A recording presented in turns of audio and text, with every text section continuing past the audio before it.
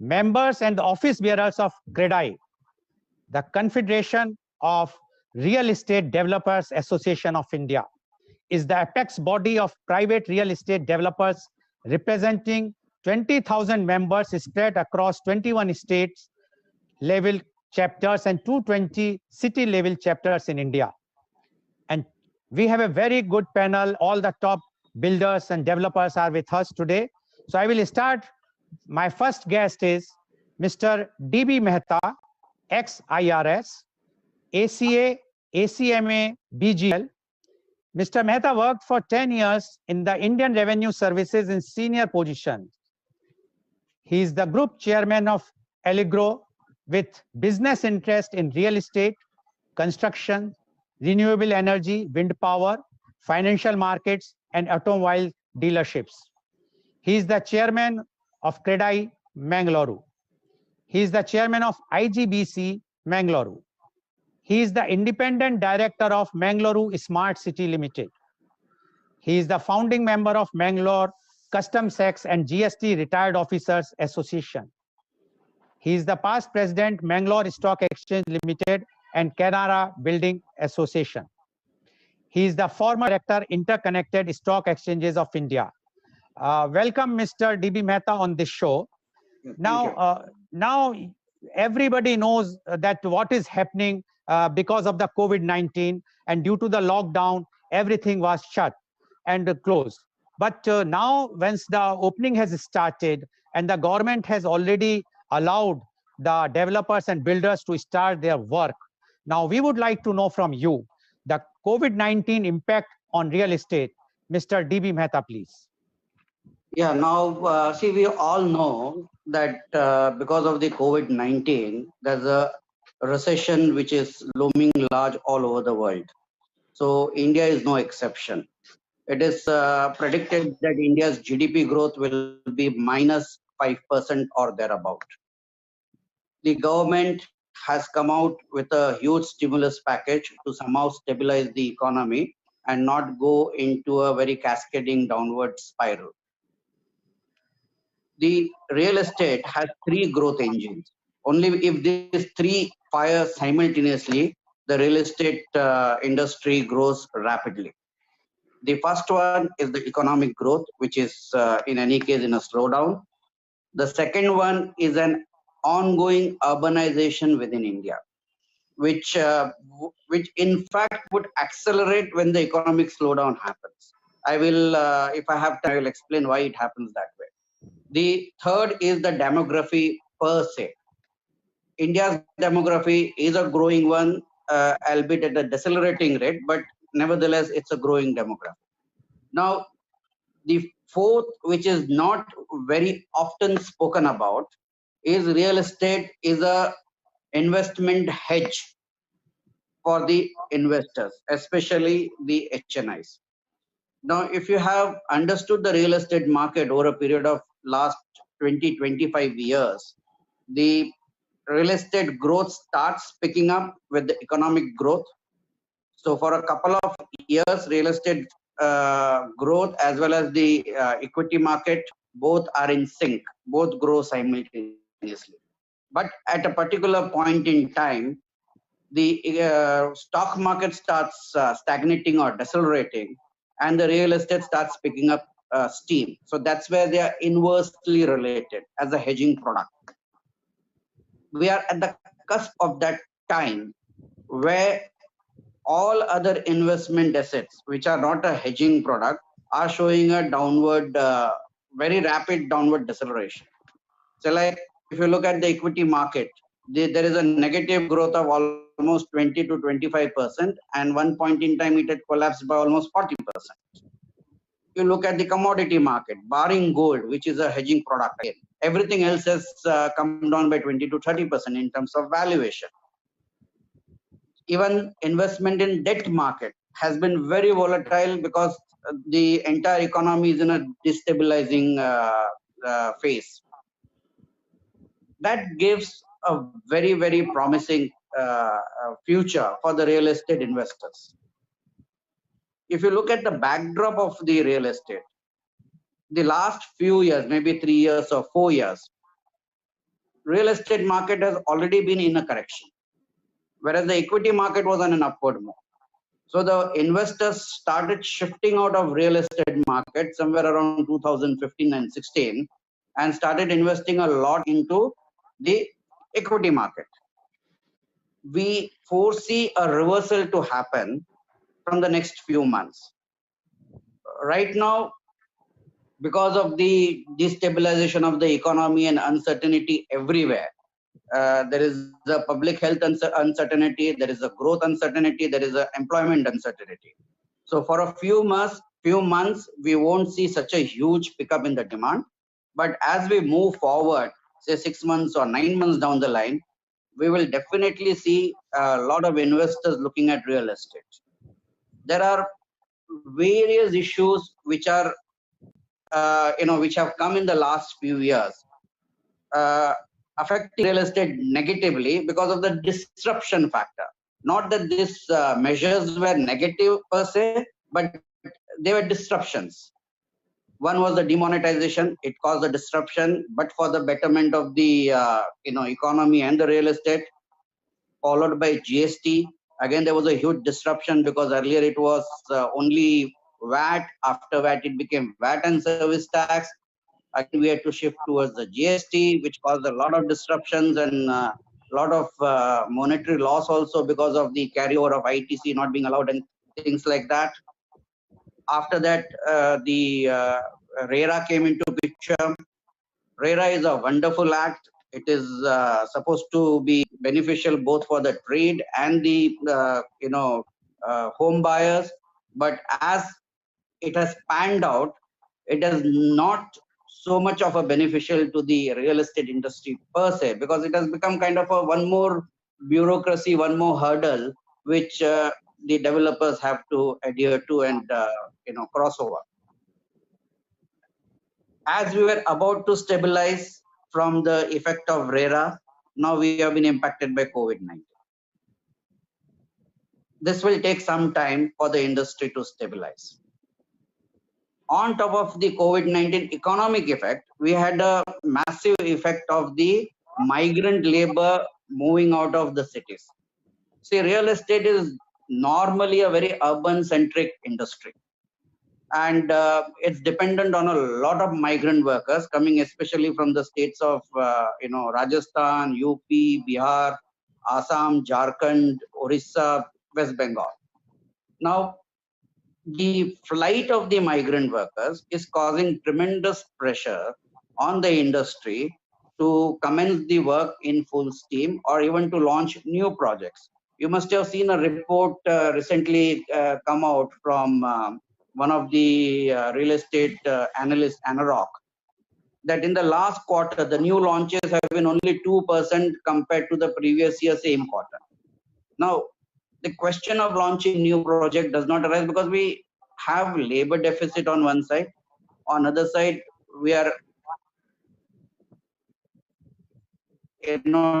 trying to come out of the liquid triangle which the industry has gone through, and also there. But the green shoot that what I have seen in the real estate demand, there's even for a small city like Mangalore, there's a tremendous jump in the demand for completed projects, not on a very high-end site, but in a affordable to medium category, where the price range is between 40 lakhs to 75 lakhs. And that's been a very good sign. I think somewhere there's a kind of a change in the socio behavior of the people, where earlier they were preferring rented apartments. For obvious economic sense it made, because the rentals were hardly 3% of the cost of the apartment, whereas the housing loan was around 9%, now which has been brought down to close to 8% as of now. But despite rentals not going up beyond 3.5%, there's a shift in the socio thinking of the people that it is better to have your own apartment. And that has brought in a tremendous shift into the demand for ready to occupy apartments. So I feel there's good prospects We have a lot of niggling issues. As we go on into this program, we will be discussing all those issues. We have issues related to GST. We have issues related to liquidity problems, the way the banks have not been funding the real estate sector, and the RERA related issues, and hyper judicial activism by both the GST department and various other judicial forums. So all these issues are becoming a kind of roadblocks, and somehow these issues have to be handled both at the government level, at the bureaucracy level, and as well as at the developer level. So this will, we will unravel as the discussion moves forward. Thank you, Mr. Mehta, for giving the details that how the builders are facing the problems because of many factors from the very beginning, not from now only, but rather for last 4 or 5 years. But recently, because of the migrants also, there is a problem to start the new projects. And you have also mentioned that the activism of the departments, although you were a former bureaucrat, so you know how the bureaucrats works, but still, so anyways, we must move to the next guest of today. He is Mr. Kishore Jain. Mr. Kishore Jain is the managing director of Jain Heights. He is the president of CREDAI Bengaluru. He is having more than 25 years of business expertise in the field of real estate, construction and development of residential, luxurious apartments and commercial projects to his credit. He has been instrumental in establishing the finest landmark elevations in the skyline of Bengaluru. He is the director of Jain International Trade Organization, JITO, which is a worldwide body of Jains. He is also the trustee of Sri Bhagwan Mahavir Jain Hospital and Adarsh College. And Mr. Jain is also leading rather a very good helping thing during this COVID time by providing food to the needy and poor. So welcome Mr. Kishore Jain to this show.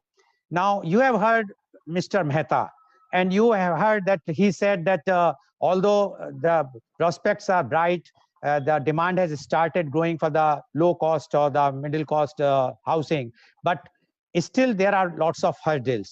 Now we would like to know from you the COVID-19 impact on real estate.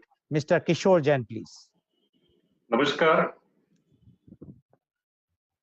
Mr. Mehta has very comprehensively, macro level, he has touched upon the impact of real estate. So I will play that role going at the micro level.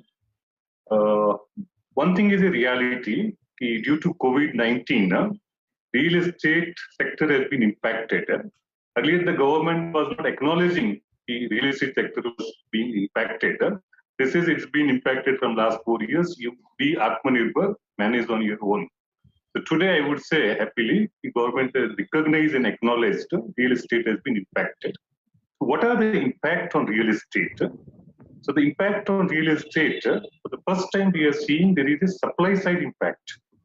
Although in the past we have seen last 4 years the demand side challenges were there, and post-COVID we have seen supply side challenges. When I say supply side challenges, the top of the list is the worker, the migrant worker. He has gone back to his hometown, whichever part of the country he is. Today all the sites across are left with only 30 to 40% of the labor force. And maintaining those protocol, how to have the timelines, what we have committed to the home buyers, how to maintain the delivery schedule, how to keep our cash flows intact. This is all in the top of the mind of every developer. There has been kind enough, he has given extension of 6 months of timeline in terms of project delivery.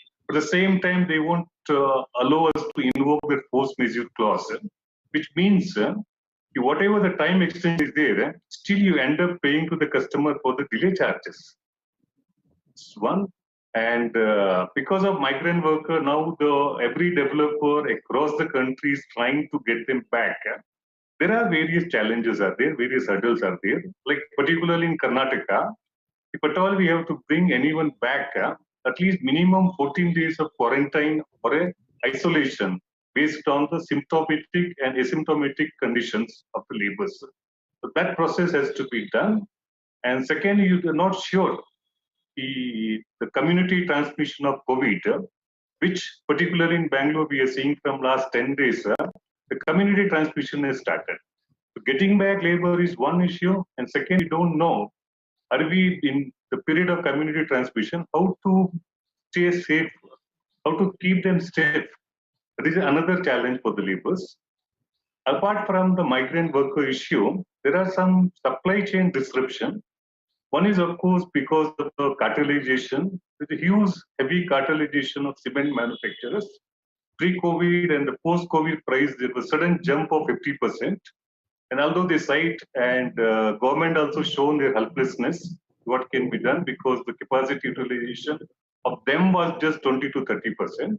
For the same reason, every sector was going through the same challenge. There wasn't any sector which is going with 100% capacity utilization. And government is trying hard, but none of the results have come out.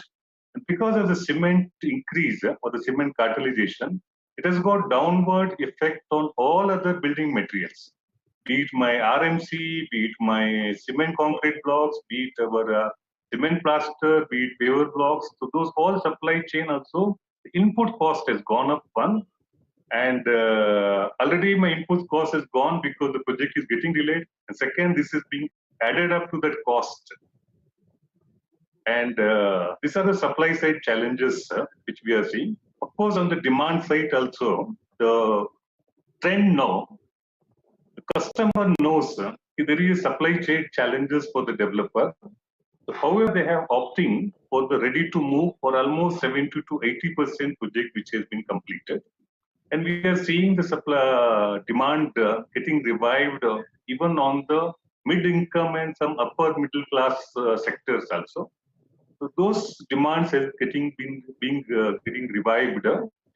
Otherwise, the project which is started or which are at 20-30% completion stage and moving, there it has been impacted very heavily.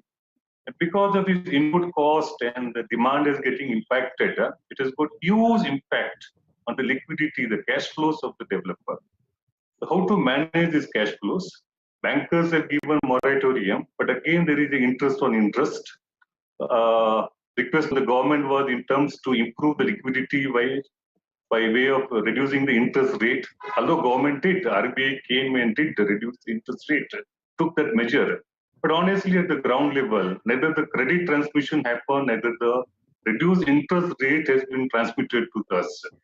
Still, it is there on the paper. In fact, while we are talking, today RBI is meeting to take one of the important decisions of one-time rollover of all the loans.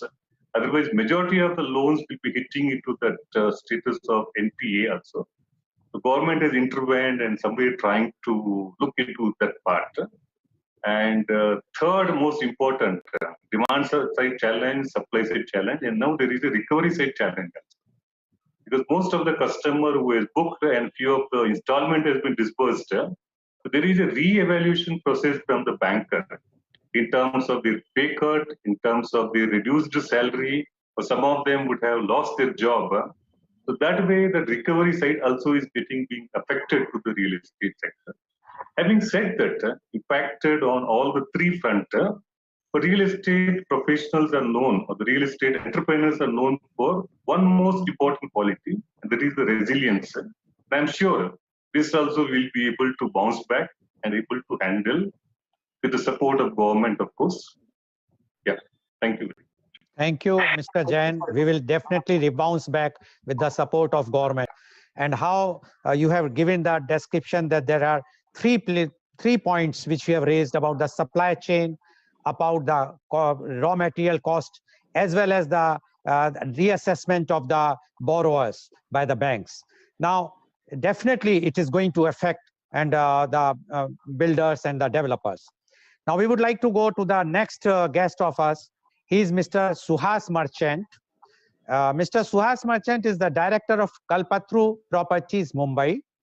He is also the proprietor of SR Merchant and Company. He did Bachelor of Engineering in Civil Engineering and stood first in the university for which he was awarded gold medal. He is also a rank holder in Master of Technology Structures from the Indian Institute of Technology, IIT Mumbai. He has experience of over 48 years in construction, real estate, and international projects. He is the chairman of RERA's Legal Committee of National CREDAI. He is the president of CREDAI Pune Metro. I would like to mention a special mention about Mr. Merchant, that is about Kushalta.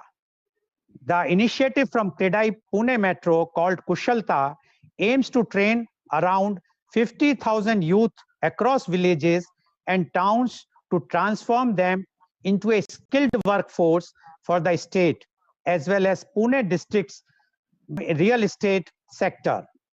The pilot project will involve training around 1,000 youngsters. This initiative was taken by Mr. Suhas Merchant and his team. Thank you very much, Mr. Merchant, for such type of a good initiative, because what our earlier panelist has mentioned about the shortage of labor, I am sure that if every builder will start doing the training under the umbrella of CREDAI or some organization to the local youths, definitely then the dependence of the migrants will not be there. And in turn, if you will see that even the migrants will get the job at their native places, near to native places. So now you have already heard what Mr. Mehta has said and what Mr. Jain has mentioned. Now we would like to know from you the COVID-19 impact on real estate. Mr. Suhas Merchant, please. Thank you, Mr. Goel.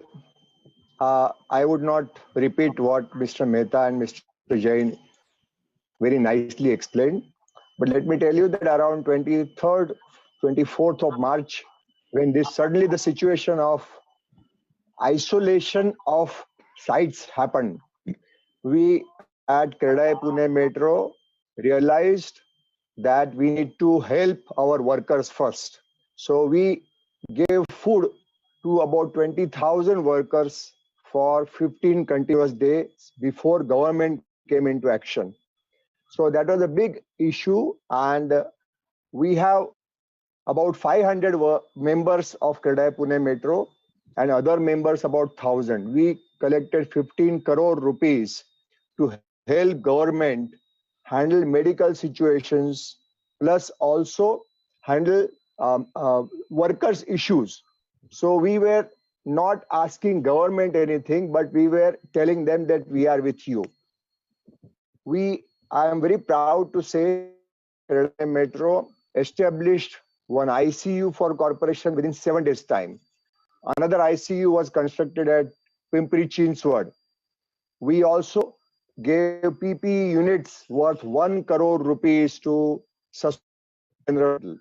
We felt that it is our duty to help society and government in these challenging times.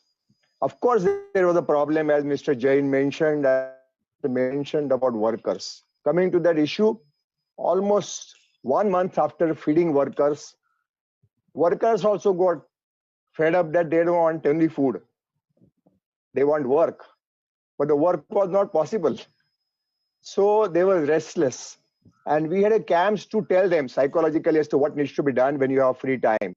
Try and learn. But there were difficulties doing that. In Maharashtra, in Pune, Mumbai, and Thane area, lockdown is still not fully open. We are still under partly lockdown situation in which I may have carpenters on my site, but what I need is a fitter. I may have fit. What I need is an excavation worker. So there may be number of workers, but I do not have trade which I require. We are still going through this.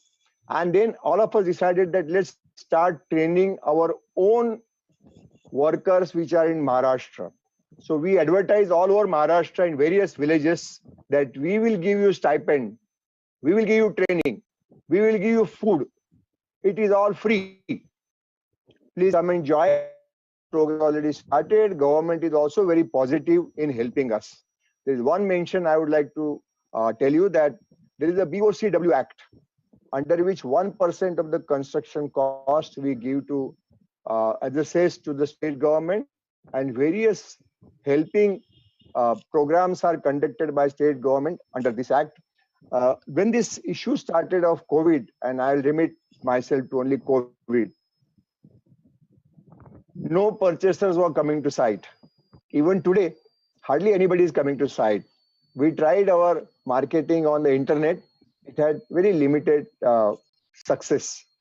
Government came out with two funds for real estate. One is RERA 6 months extension, and also as Mr. Jain mentioned about the interest subvention. But the interest is not waived. Try and understand. If 6 month delay is there, interest is still to be paid. RERA 6 months is not sufficient at all. It should be minimum 1 year. We have taken up these issues with government. I'm sure government is considering, government I understand is also considering one more package for real estate.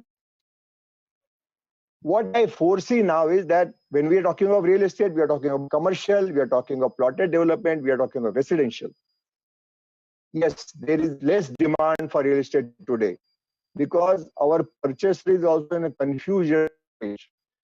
Authorities are still not organized to supply everything. Material supply is not in coordination with what we need. Our program which we have given, I may have mentioned that I will do plaster, but I don't have material for plaster, but I have material for something else. So this cash flow needs to be revised now. The completion date will also need to be revised. In addition to COVID, we have an issue of tension on our north border. And RERA advisory to all the members on this panel also, try and use local material as far as possible, because we want to promote our own goods. That advisory has come everywhere, and I still mention here also, try and use Indian material wherever it is possible. We are not making it compulsory, and we have. So our locals will also get job, our industry will also prosper by this method. I have some other issues, but since my 5 minutes are over, I'll stop here. Thank you. Thank you, Mr. Merchant. Your advice that we should use the Indian material, as well as your Pune Metro, CREDAI Pune Metro working to train the local youths. That is a very good initiative. And as you mentioned that how you have fed the 20,000 migrants or the labor workers for 15 days when till the government has come to support. This shows the real thing from the real developer or builder's quality. Now I would like to go to our next panelist. He is Mr. Gaurav Sharma. Mr. Gaurav Sharma is the managing partner, Siddhi Group of Companies. He is executive MBA from Harvard Business School, Boston, USA. He has done MBA from University of California, USA. And he has also done Bachelor of Engineering from University of Mumbai. He is the joint treasurer of CREDAI MCHI. Welcome, Mr. Sharma, on the show. You have heard earlier, yeah, please. You have heard earlier panelists, Mr. Mehta, Mr. Jain, and Mr. Merchant. They have mentioned almost everything about the difficulties and the challenges which a developer is facing, which includes the less demand, which includes the costlier raw material, hurdles in the bureaucracy, as well as no clearance, or rather you can say the interest on interest in the loan, deferment of loan, as well as RERA's relaxation is only for 6 months, not for 1 year. So many things they have explained. Now we would like to know from you, COVID-19 impact on real estate. Mr. Gaurav Sharma, please. Thanks a lot, Goelji. First of all, thank you for having me in this panel. I've heard all the panelists speak before, and they've done a fantastic job in explaining everything about what's happening in real estate after the COVID broke out in India. I'll try to add something that specifically what we have done and how we have tried to tackle it. Firstly, I would like to mention, and just taking inspiration from what Merchant ji said, as soon as COVID hit, I saw this really beautiful thing in all the developers in Thane, in Mumbai region where I'm working with, really go out there and help the community. They've set up mobile dispensaries that have treated lakhs of people To specifically talk about MCHI Thane has recently set up a 1,000-bed COVID hospital, which was inaugurated 2 weeks back. So the developer community has come together fantastically in these tough times and is working with the government hand in hand to combat this situation. I think, talking about COVID, first thing, what happens is everyone is worried about the uncertainty of the future. There is no clear pathway as to where the future is headed with respect to investments, jobs, and that sort of creates a spiral that takes the entire sentiment down. Real estate had been suffering for the last 4 or 5 years. Now the situation is that everybody is suffering. So basically, we are not segregated from the rest of the economy. The entire economy needs to be revived. And like you rightly said, Mr. Goel, real estate is an integral part of the economy, and its revival is very crucial with respect to creating jobs and the industries that it affects. So what happened in our case is, when COVID hit, initially we were in a state of denial. We thought that it wouldn't affect us that much, and then slowly we started accepting things. Now, how did we adapt ourselves to it? First, we adopted digital technology. I don't think any one of us had used video conferencing as much as we've used in the last 3-4 months. Most of my meetings, even with my staff who's in another room, are now through Zoom or some other platform. Again, we are planning to shift away from Zoom because of the China backing to that, and I think that's what we'll do with the raw materials as well. Secondly, we started looking inside our organization. We started analyzing, that if we cannot do anything outside, if there is no sale happening, if the sentiments are down, what can we do to make ourselves better? So, adoption of digital is one, making ourselves more efficient is another, reducing or rather rationalizing costs with respect to construction as well as establishment costs. These are all the things that, we worked on a lot during the lockdown period, again, remotely, from our own homes. Speaking of homes, one sentiment that came up from, that we see as we speak to our customers in the residential segment is that the fact that they own their own home gave them a sense of security during these times of COVID. And that sentiment is something that we think is a very strong one. It has always been strong in India for anyone to have their own home. And I think going forward, that's going to affect, that's going to be a positive sentiment, residential or commercial or retail.